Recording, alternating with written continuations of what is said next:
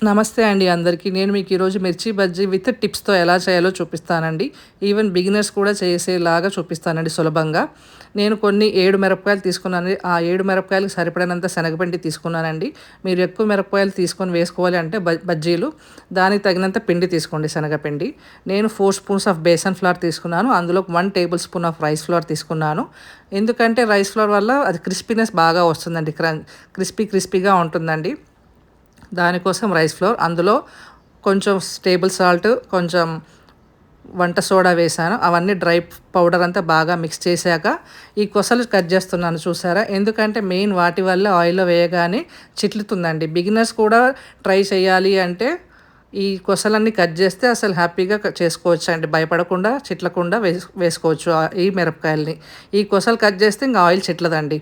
Main oil చిట్లేదే ఈ కొసల వల్ల అండి. ఇవి కట్ చేసి కూడా నేనేం పడేయనండి. వీటిని స్టఫింగ్‌కి వాడతాను. ఆనియన్, గ్రీన్ చిల్లీ, కొత్తిమీర, కరివేపాకు వేసేసి గ్రైండ్ చేసేసి స్మాల్ స్లైసెస్ లాగా అది స్టఫింగ్‌కి వాడతానండి. ఈ పొడువుగా ఉన్నాయి కదండీ మిరపకాయలు, నెక్స్ట్ వాటికి ఘాట్లు పెట్టేస్తాను.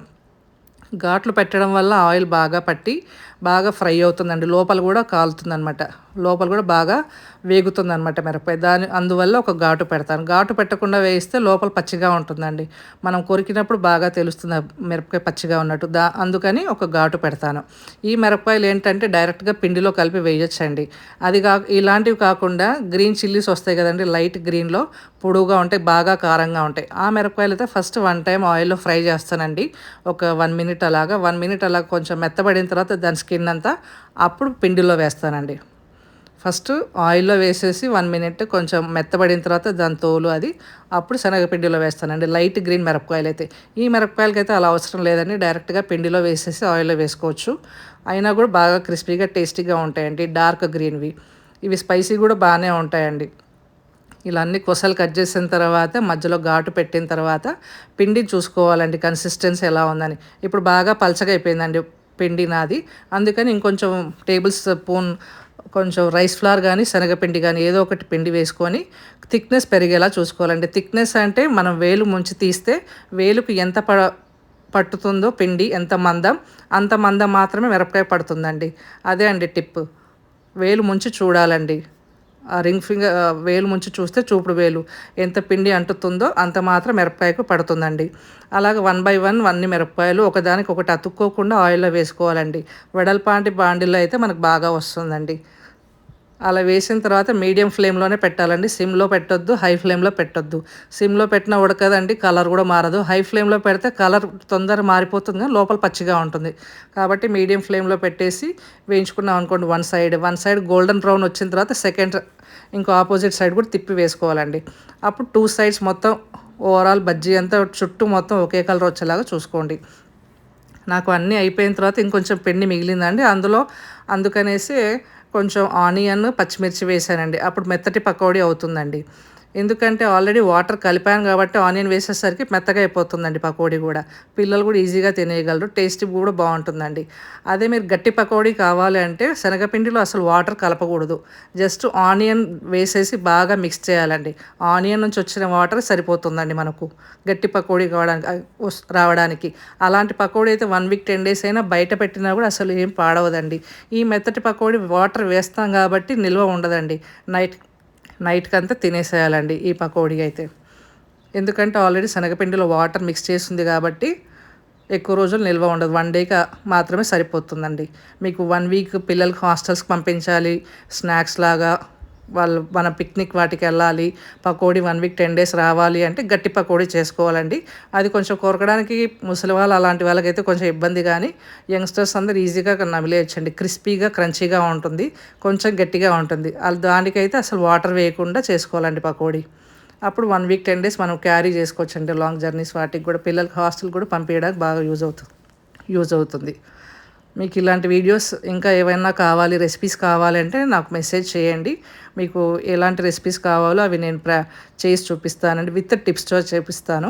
మాకు కర్నూలు సైడ్ అయితే రాయలసీమలో ఇది ఒగ్గానిలోకి బెస్ట్ కాంబినేషన్ అండి బజ్జీలు. మేము ఖచ్చితంగా ఒగ్గానిలోకి బజ్జీ వేసుకొని తింటామండి. ఒగ్గాని లేని వాళ్ళు, ఆ ఏరియాస్ వాళ్ళు మామూలు అన్నం, పప్పు, బజ్జీ ఇలాంటి కాంబినేషన్ కూడా చాలా బావుంటుంది.